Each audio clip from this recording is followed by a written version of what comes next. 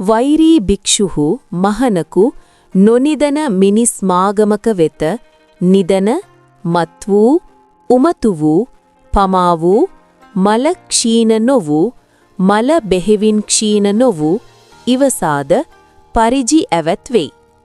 වෛරී භික්ෂුහු මහනකු නොඉවසාද ඇවැත් නොවෙයි.